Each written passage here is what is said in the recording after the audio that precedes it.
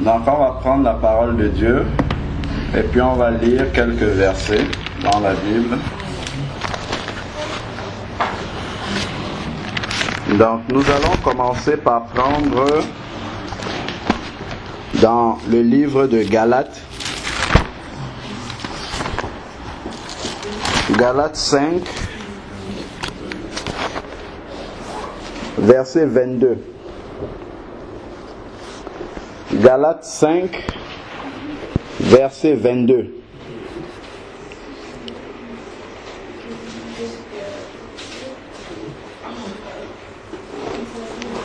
Mais le fruit de l'esprit est l'amour, la joie, la paix, la patience, la bonté, la bienveillance, la fidélité, la douceur, la maîtrise de soi. Et la loi n'est pas contre de telles choses. Amen. Nous savons que lorsque l'Esprit de Dieu se manifeste au milieu des enfants de Dieu, c'est toujours pour nous faire du bien. Je crois que d'ailleurs dans le verset 16 de Galates 5, il dit: je dis donc, marchez par l'esprit et vous n'accomplirez point les désirs de la chair. Amen. Donc l'Esprit de Dieu nous a été donné dès le jour où nous avons cru. Nous avons été scellés par l'Esprit de Dieu, justement pour que nous puissions marcher d'une façon agréable à Dieu. Alors, lorsque le Saint-Esprit accorde ses dons au milieu des enfants de Dieu, c'est toujours pour faire un travail au milieu de nous. Donc, lorsque le Seigneur commence à parler à ses enfants, c'est parce qu'il a un message à transmettre. Le Seigneur ne parle jamais juste pour parler, mais il parle toujours pour transmettre un message. Et nous savons également que la Bible nous dit que la parole de Dieu ne sort pas et ne retourne pas à lui sans avoir accompli ses effets, sa volonté qui est parfaite et agréable. Mais pour que cette parole-là ne retourne pas au Seigneur, il faut qu'elle soit entendue et reçue par les destinataires de cette parole-là. Donc voilà pourquoi nous allons prendre maintenant 1 Corinthiens 14 pour voir comment l'exercice du don des langues doit se manifester au milieu de l'assemblée. Alors, si nous prenons 1 Corinthiens 14, verset 27, si l'un parle en langue, tout au plus 2 ou 3, et encore chacun à son tour, qu'il y en ait un aussi qui interprète. Amen. Amen. Donc, nous devons apprendre à grandir. 1 Corinthiens 14, verset 27. Nous devons apprendre à grandir. Comme l'apôtre Paul dit, quand j'étais enfant, je me comportais et je réagissais comme un enfant. Et maintenant que je suis un homme, je me comporte et je réagis comme un homme. Amen. Donc, nous devons apprendre justement à pouvoir marcher selon la parole de Dieu, à éprouver toujours les esprits pour voir s'ils sont de Dieu. Parce que lorsque justement le Seigneur commence à nous parler, ça se passe toujours de façon conforme à la parole. Et si justement on néglige certains aspects, on peut facilement tomber dans des erreurs et même dans la séduction. Donc ici, la Bible nous dit, lorsque quelqu'un parle en langue, s'il y a un qui parle en langue, il faut que ça soit l'un après l'autre. Donc, et pour que nous évitons le désordre au milieu du culte, si quelqu'un commence à parler en langue à haute voix, il faut se taire. C'est pour ça que je vous ai dit tout à l'heure d'arrêter le chant. Parce qu'on ne peut pas être en train de chanter ou en train de prier quand quelqu'un est en train de prier en langue. Ça ne peut pas se faire comme ça. Donc, il faut s'arrêter justement commencer à prier pendant que la personne est en train de parler en langue, prier justement pour recevoir l'interprétation du Seigneur, ou le Seigneur peut donner l'interprétation à la personne qui est en train de parler en langue. Donc je rappelle encore qu'il y a deux manifestations du don des langues. Il y a une manifestation prophétique ou alors une manifestation individuelle. Dans le culte personnel, on peut exercer le don des langues pour justement se renouveler. En fait, c'est ce qu'il dit. Celui qui parle en langue, je lis 1 Corinthiens 14 au verset 4, celui qui parle en langue s'édifie lui-même. Amen. Donc quand on parle en langue, on se charge comme une batterie. Donc là, on peut faire ça dans son culte personnel. Mais par contre, lorsqu'on est en assemblée et qu'on parle en langue à haute voix, justement, c'est là que nous devons appliquer le verset 27. C'est-à-dire qu'il faut qu'une seule personne, bon ici c'est même dit 2 ou 3 et l'un après l'autre. Voilà. Donc, lorsque quelqu'un commence à parler en langue, il faut s'arrêter. Nous prier à basse voix, prier dans notre cœur même pour recevoir l'interprétation. Et la Bible nous dit au verset 28, parce que quand quelqu'un parle en langue à haute voix dans l'assemblée, c'est normalement un don prophétique. C'est la seule explication biblique qui vaut ici. C'est une manifestation du don de prophétie qui est en train de se passer. Donc, c'est quelqu'un qui est en train d'édifier, d'exhorter ou de consoler l'Église. Je lis ici là le verset 3 de 1 Corinthiens 14. Donc, puisque c'est un don prophétique, ça veut dire que c'est la parole de Dieu qui s'adresse à l'Église, mais seulement elle est exprimée dans une langue qu'on ne comprend pas. Donc, pour que justement le peuple de Dieu puisse recevoir cette parole-là et être édifié, consolé et exhorté, pour que justement la volonté de Dieu qui a inspiré cette parole-là s'accomplisse, il faut que le peuple puisse comprendre. C'est pour ça justement que la Bible dit qu'il y ait un interprète. Donc on doit rester pendant un moment dans la prière pour pouvoir interpréter cette parole-là. Bon, verset 28, s'il n'y a pas d'interprète, amen, qu'on se taise dans l'église et qu'on parle à soi-même et à Dieu. Parce que quand on exerce le don de langue justement en assemblée, il faut nécessairement que ça soit un message qui s'adresse à l'assemblée. Mais si c'est une manifestation du don des langues personnelles pour s'édifier soi-même, à ce moment-là, si on n'a pas reçu l'interprétation, on va baisser le ton progressivement et puis commencer à parler à l'intérieur de soi-même. Amen. Pour ne pas troubler l'assemblée. C'est comme ça que doit s'exercer le don de langue dans l'église. Amen. Amen. Par contre, si on est dans un moment d'adoration, c'est différent. Parce que dans l'adoration, nous nous adressons à Dieu directement. L'adoration, c'est pas pour les hommes, c'est pour Dieu. Mais la prophétie, c'est pour les hommes, ça s'adresse à l'église. Donc, pendant l'adoration, quelqu'un peut très bien chanter en langue. Il n'y a pas de problème pour ça. Parce qu'il ne s'adresse pas au peuple de Dieu, il s'adresse à Dieu directement et il n'y a pas besoin d'interpréter cela. Parce que quand quelqu'un adore, on n'est pas obligé de dire Amen quand il est en train d'adorer. Nous sommes tous en train d'adorer. À ce moment-là, c'est différent. Mais par contre, si nous sommes en intercession et que quelqu'un commence à parler en langue, immédiatement déjà les autres, nous devons nous arrêter de faire ce que nous faisons et nous devons prier à l'intérieur de nous pour recevoir l'interprétation. Bon, après, il y a également le don de prophétie, verset 29. Pour les prophètes, que 2 ou 3 parlent et que les autres jugent. Donc, exactement, pareillement, le don de prophétie exprimé dans des langues nouvelles doit également être jugé. C'est-à-dire que quand la personne a fini de parler et qu'on a interprété, on doit encore juger le message qui a été donné. Amen. Pour voir vraiment si cela vient de Dieu. Donc pour revenir au verset de Galates par lequel on a commencé, l'exercice également des dons spirituels comme ça en assemblée doit toujours s'accompagner des fruits de l'esprit.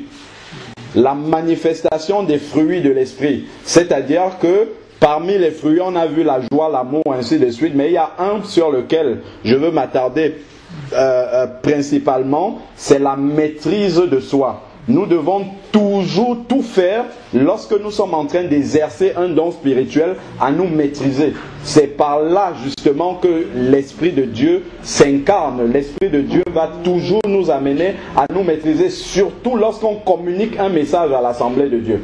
Amen. Amen. Donc nous devons faire attention à cela parce que nous pouvons être remplis de l'Esprit en train de manifester un don spirituel, mais Satan peut aussi exciter notre chair pour que nous passons de l'esprit à la chair. Nous voyons bien quand Pierre a dit au Seigneur, quand Jésus a demandé « Qui dites-vous que je suis ?» Et après, les apôtres, les disciples ont répondu, certains disent que tu es Élie, d'autres disent que tu es un prophète, et ainsi de suite. Et Jésus a demandé à Pierre, qui dites-vous maintenant que je suis? Aux disciples, qui dites-vous que je suis? Et Pierre a donc répondu, tu es le Christ, le Fils du Dieu vivant. Et Jésus a répondu, ce n'est pas la chair et le sang qui te l'ont révélé, mais c'est mon Père qui est dans le ciel. Et qu'est-ce qui s'est passé quelques minutes après? Ça n'a même pas duré. Quelques instants après, quand Jésus commence à annoncer qu'il va partir à la croix et qu'il va mourir et ressusciter, Pierre lui dit, jamais tu ne peux pas y aller. Et qu'est-ce que Jésus dit? Arrière de moi, Satan. Ça veut dire que la même langue qui parle, la langue de Dieu, en un instant donné peut passer dans la chair et inspirée par le malin. C'est pour ça qu'il faut faire très attention. Ce n'est pas que il ne faut pas exercer le don des langues, mais il faut que ça se passe de façon biblique. Parce que si on ne fait pas attention à ça, c'est très très facile de basculer dans la chair, d'abord dans un premier temps, et ensuite nous savons bien qui inspire la chair. Donc c'est pour ça que je voulais qu'on s'arrête un peu pour examiner ce que nous venons de vivre. La sœur avait peut-être un message de la part du Seigneur à nous transmettre, mais pour que nous puissions être tous au point par rapport à cela, il était important de s'arrêter dans la parole de Dieu pour voir comment les choses doivent se passer. Et après, ça doit devenir un automatisme au milieu de nous. Donc, si quelqu'un commence à parler en langue, tout de suite, on arrête et on prie intérieurement pour recevoir l'interprétation. Et la personne qui est en train de parler, si elle-même ne reçoit pas l'interprétation et si elle ne voit pas un frère, une sœur recevoir l'interprétation de son message, on applique directement le verset 28, verset 28, voilà, c'est ça, 28. S'il n'y a pas d'interprète, donc on se tait ou on parle à soi-même, donc on baisse le ton en fait. C'est comme ça que quand on grandit dans la maturité, on doit pouvoir exercer les dons spirituels parce que ça a toujours une fonction, toujours une vocation. C'est Dieu qui veut parler et ça c'est le plus important. Toujours s'arrêter là-dessus. Amen.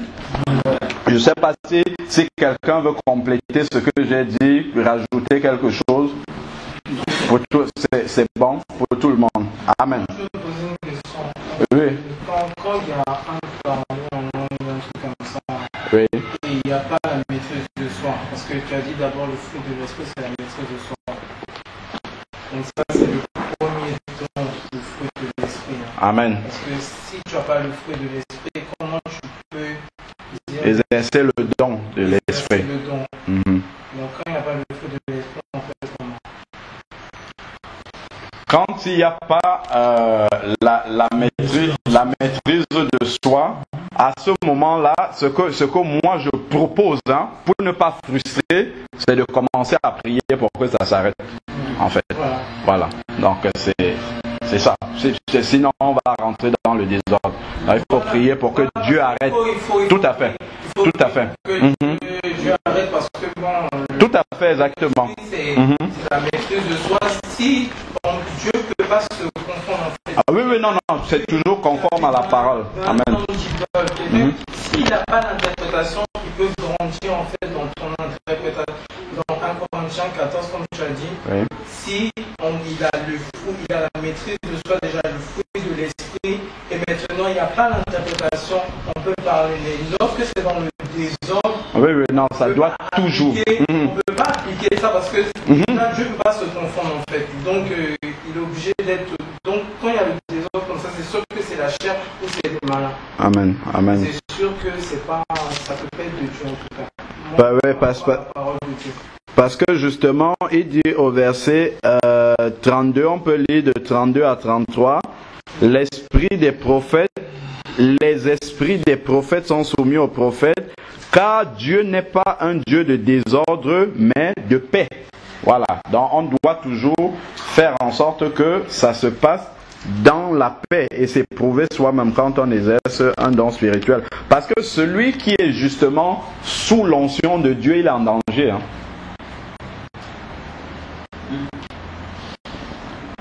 Avant que Dieu ne baptise quelqu'un dans le Saint-Esprit, il prend la peine de préparer la personne.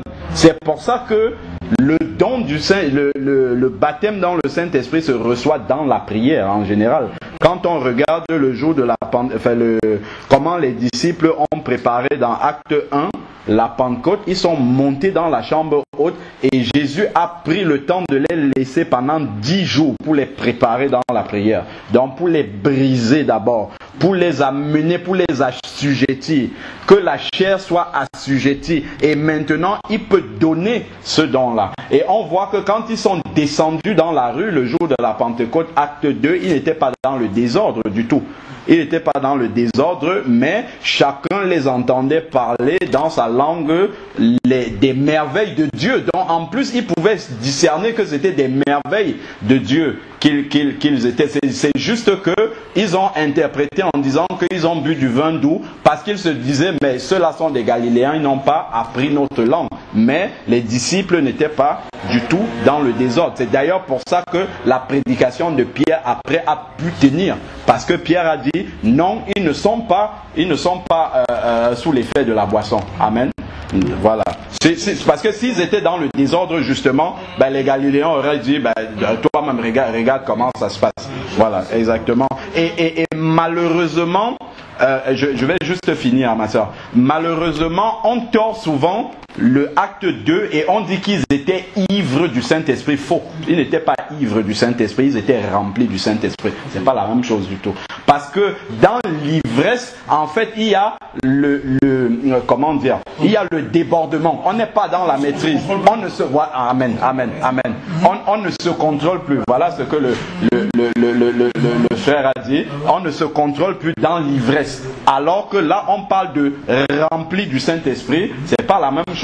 Donc, et quand on est rempli du Saint-Esprit, effectivement, la manifestation des fruits de l'Esprit sont également là. Et c'est là qu'on reconnaît vraiment que c'est Dieu qui est en train de se manifester. On voit par exemple, lorsque les apôtres étaient en train de prier et le Saint-Esprit a parlé, mettez-moi à part Paul et Barnabas pour le travail auquel je les ai appelés. Ils étaient en train de prier, jeûner, c'était vraiment dans l'ordre en fait. Amen. Oui. Par rapport à lui, comment il a pris tout à l'heure, simplement je te dis, je parle en langue, je l'ai reçu par rapport, même quand tu avais comme, moi ça venait déjà, quand tu parles en langue, c'est quelque chose, ça te prend comme une courant. C'est quelque chose qui vibre en toi, tu te mets à trembler. C'est pas, moi je t'ai dit, quand je t'ai dit parce que j'ai déjà reçu, c'est ma première fois que j'ai reçu, c'était la deuxième fois que ça manifestait en moi. Le premier jour que j'ai reçu, je n'avais jamais compris, j'étais chez moi, je n'ai pas les églises. Moi ces choses, je dis ma parole. Je lui médite ma parole. Je peux te dire ce que je lui demande tous les jours, il me remplit son esprit et que ma chair. En fait, la soeur, c'est pas contre toi en fait. Non. Hein? Ça veut dire que quand on parle, nous on parce que je t'entends. Oui. Moi j'étais. Je fais pas les choses pour faire. Oui. Les choses selon. Moi je vais te dire, voilà, moi je vais te dire une chose. On se bat pas contre la chair et le sang, mais contre toute autorité et puissance céleste en fait. C'était pas contre toi. Dieu, le parlant, donc Dieu n'est pas un Dieu de désordre en fait. Hein? Donc on va parler directement. Le fruit de l'esprit, c'est le fruit de la paix. Amen. Voilà. Le fruit de l'esprit, c'est le fruit. Non, le fruit de l'esprit. Quand tu as reçu cet esprit. Moi, j'ai très puissant. Non, j'ai pas envie de débattre dessus. Non, parce que moi, le jour où je l'ai reçu chez moi, j'étais dans mon lit couché. Non, je crois que ici, là, presque tout le monde est baptisé dans le Saint-Esprit. On sait comment ça marche. Non, baptisé comme ça, parce que moi, comment j'ai reçu, tu peux être baptisé, mais quand tu reçois, parce que moi, la première fois que j'ai reçu, c'était comme si c'est le courant, ça chasse, ça t'arrête de la tête, du cœur, ça te prend... En fait, ma soeur, tu as raison, tu as 100% raison. Mais en fait, tu vois, l'objet de 1 Corinthiens 14, c'est que les Corinthiens aussi avaient été baptisés dans le Saint-Esprit. Presque tout le monde parlait en langue. Mais Paul, s'il a écrit cette lettre-ci, ce n'était pas pour dire qu'ils n'ont pas reçu le don du Saint-Esprit, mais c'était pour amener 1 Corinthiens 14, c'était pour amener l'ordre dans la manifestation du don. C'est pas la même chose. C'est-à-dire qu'on n'est pas en train de dire que tu n'as pas reçu ou que la personne n'a... C'est pas ça. Non, n'entre pas dedans. N'entre pas dedans. Non. Mais tu n'as pas reçu. C'est-à-dire que tu peux observer, tu peux faire un don, tu peux faire un don de parler en langue proprement, mais en fait, du moment que les fruits de l'esprit ne sont pas là, je te dis la vérité, il faut grandir en fait. Du moment que les fruits de l'esprit ne sont pas là, Dieu, la chair peut venir, voilà. Et en fait, le diable aussi peut venir. Le truc, c'est que ton parler en langue, moi je ne suis pas contre ton parler en langue. Mais il faut qu'on confronte les esprits. Dieu a dit d'éprouver les esprits, il faut qu'on les éprouve à un moment. Donc, il ne faut pas te sentir offusqué. Moi, si Jésus vient même dans ma chambre, je peux éprouver Jésus. Bien sûr. Je peux éprouver Jésus. Tu dois même. Tu dois. C'est le vrai Jésus, il me dit oui, je suis le vrai Jésus. Après, je vais l'éprouver encore. Ça, c'est vrai. Et là, le frère a raison. C'est ce qu'il faut. Bien sûr. L'exemple de Pierre que j'ai pris tout à l'heure, ça devait régler la question. C'est-à-dire que le même Pierre à Dieu et vous, et puis c'est ce que je note, est-ce qu'on va grandir dans, parce que franchement ça commence à manifester. Et là vous le frustrez déjà en fait parce que non. Regarde, le but de 1 Corinthiens 14, c'était que la puissance de Dieu même se manifeste, mais dans l'ordre, tu vois. Parce que les Corinthiens, je crois même que les Corinthiens avaient tous les dons spirituels, hein. Mais seulement ils utilisaient mal. Parce que quand tu es dans ta chambre, tu peux sauter, tu touches le plafond comme tu veux, tu exerces ton don. Ça, c'est vraiment comme tu l'es. Mais maintenant, quand on est en assemblée, parce que Paul a écrit 1 Corinthiens 14 pour l'assemblée, quand on est en assemblée, d'ailleurs, il parle même des païens. Si les païens arrivent et qu'ils voient, ainsi de suite. Donc, en assemblée, c'est autre chose. Parce que là, tu n'es plus dans l'exercice de ton don spirituel personnel. C'est maintenant, tu l'exerces pour. En fait, il faut demander à Dieu la maîtrise, parce que c'est un fruit de l'esprit. Parce que comprennent, oui, puisque ça s'adresse à ceux qui sont là. C'est écrit là, c'est écrit. Nous, on sait que tu es ton parlant, mais si aussi tu ne sais pas qui est le ministère de qui, on n'a pas dit tel est tout, lui il n'a pas dit je suis apôtre tel, lui il a dit je suis prophète tel. Mais l'esprit des prophètes est soumis aux prophètes. Et Dieu est un Dieu d'ordre. Donc, il fait comme ça, il y a des gens qui sont là pour juger. Il faut savoir que c'est même ce que la parole dit, hein. Voilà, et les hommes déjà, premièrement, sont là pour juger les femmes déjà. Pour commencer, quand tu exerces ton don de prophétie, donc si c'est le don de prophétie en question que tu as dit, parce que c'était quoi l'interprétation de ton parole en fait? Tu as parlé tout ça là. Donc, on va revenir au clair là. Parce que c'était quoi l'interprétation de ton parole? Et tu me demandes c'était comment, je sais pas. Voilà. Maintenant, je sais pas. Je dis beaucoup. Allons-y doucement. Il n'y a pas le feu. Hein. Ça, je te dis, quand tu aimes parler en langue déjà, il faut demander à Dieu son interprétation. Parce que quand tu l'as, moi aussi, nous, de faux signes, ça nous prend. On a tous ce Saint-Esprit, c'est entourage, je crois, à la grâce de Dieu. De fois, ça nous prend, mais la maîtrise du soi. Voilà. En fait, la maîtrise, dis à Dieu, parce que Dieu il ne fait pas les choses au hasard. Et il a même dit, si quelqu'un prophétise, que ça se fasse dans l'ordre, ça veut dire que tu peux retenir ta prophétie. Amen. Oui, tout à fait, exactement, ça c'est vrai. Là, en fait, en toi, tu peux la maîtriser et attendre que quelqu'un fasse. Donc, en fait, quand tu fais ça, il faut faire, parce que tu sais, tu peux basculer vite, faire. Oui, tout à fait. En même temps, on pose son parlant langue, mais là, tu as posé. Tu vois, c'est pour ça que je t'ai parlé de Pierre. Pierre était rempli, Jésus même a confirmé, il dit c'est Dieu qui t'a révélé cela. Donc Pierre était sous l'onction vraiment du Saint-Esprit, mais une minute après, il a suffi que, peut-être deux secondes comme il dit, il a suffi que Jésus dise que je m'en vais à la croix là, allez, le même Pierre rempli du Saint-Esprit a basculé directement de l'autre côté. Donc nous ne pouvons pas surestimer en fait notre capacité. Tu vois? Mais ma soeur, tu sais, la première prophétie, c'est la parole de Dieu. Il n'y a pas une prophétie qui peut être contre la parole de Dieu déjà. Donc, si je sais que tu peux avoir le pardon, il n'y a pas de souci, mais il faut que tu pries Dieu dans le secret pour qu'il puisse te donner. Si tu n'as pas su, tu dis c'est la deuxième fois, c'est que tu es encore jeune dans ton parlant, non? Donc, il faut demander à Dieu. Quand je dis c'est la deuxième fois que j'arrive à prophétiser ça, c'est pas pour parler. Déjà, ce n'était pas une prophétie que tu avais fait. C'était quoi? On peut juger ce que tu as dit. C'était pas une prophétie. Tu as dit louer l'Éternel. Moi j'ai suivi. Louer l'Éternel, c'est pas une prophétie. Donc voilà. Donc déjà, c'est vous qui entendez que me dit parce que moi je ne suis plus en moi. Non, bien sûr. Voilà. Attends, je relis la Bible. Hein. Revenons d'abord dans la parole de Dieu. Revenons dans la parole de Dieu. C'est elle qui peut nous éclairer. 1 Corinthiens 14, verset 29. Pour les prophètes. Donc là, ici, un parler en langue avec une interprétation, ça devient une prophétie. On est bien d'accord. Donc là, on est dans le domaine de la prophétie, sauf qu'elle s'est exprimée en langue. Alors, donc il dit, pour les prophètes, que 2 ou 3 parlent. On est bien d'accord que c'est chacun à son tour. Et que les autres jugent.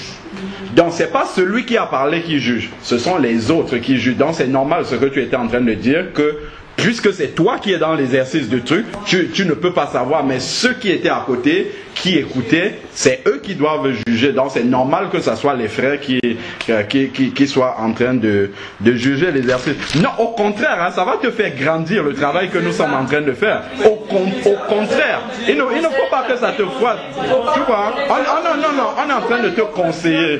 Tu vois, selon la parole, il ne faut pas que ça te... Ne prends pas charnellement, tu vois. Au contraire. Parce que pour moi, déjà là-bas, je n'accepte pas de Dieu. Il faut déjà, quand on est en Jésus, il ne faut jamais accepter que. Parce que moi, même si je le connais, il ne vit pas en moi. Parce que c'est ça, moi je prie tous les jours, tu m'as dit à ta parole, je ne serai jamais en chair mais l'esprit. Donc jamais, je ne vais jamais, quand je prie, je lui demande de prier, parce que même sa parole me dit, tu ne seras jamais en chair mais l'esprit. Parce qu'il dit, mes brebis ne seront jamais en chair mais l'esprit. Dans Romains. Non, je confirme, Satan ne peut pas être en toi. Ça, ce n'est pas biblique, ça. Tu es une chrétienne, donc Satan ne peut jamais habiter en toi. Mais nous tous qui sommes, mais par contre, nous tous qui sommes ici, là, aussi chrétiens que nous soyons, ayant le Saint-Esprit, Satan peut nous influencer et nous amener à faire des choses. Tu vois, c'est pas qu'il habite, voilà, parce qu'on est dans la chair. Tu vois, voilà, l'immoralité sexuelle, c'est une de la chair. Et les anges qui sont compris, il est là. Les anges qui sont compris. Mais il faut que la chair soit maintenue dans la soumission. tu sais que la chair, hein, la chair en fait, c'est une copie de notre ancienne nature qui reste encore en nous quand on se convertit. Et c'est une antenne de Satan qui habite en nous.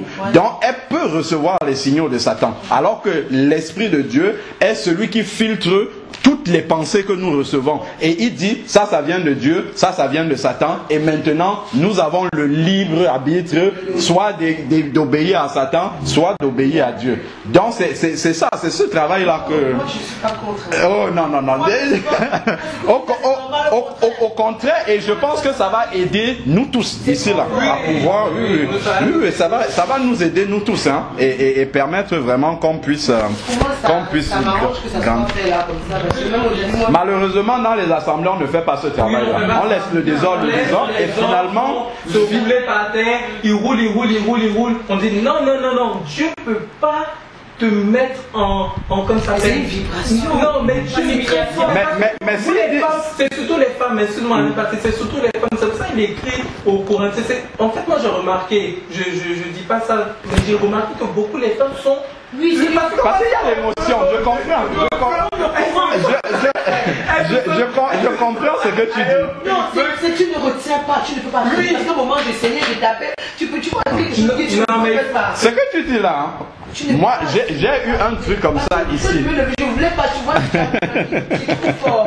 C'est que là maintenant il fallait, parce que quand on a parlé aussi, on a parlé de se parler en langue aussi, 2 minutes après tu as arrêté le parler en langue, tu as répondu, mais le parler en langue s'est arrêté. Non, je te dis par là que tu sais que tu peux prendre l'autorité dessus, hein, toi-même. Tu peux prendre l'autorité. Tu peux prendre l'autorité. Si tu sens que c'est en train de venir d'une façon où il n'y a plus la maîtrise de soi, tu peux prendre l'autorité. Tu dis maintenant au nom de Jésus, je m'arrête de parler. Voilà. Si tu peux prendre l'autorité dessus. Non, mais si tu constates que tu n'es plus dans la parole, tu prends autorité dessus. Non, comment je peux la parole? Comment si je suis en train de dire... Non, Dieu ne peut pas être contre sa parole. Comment contre sa parole? Dieu peut pas être... S'il a dit que le parler en langue, c'est la maîtrise de soi, il ne peut pas être contre sa parole. Là, vraiment, on est vraiment désolé, mais c'est la parole de Dieu.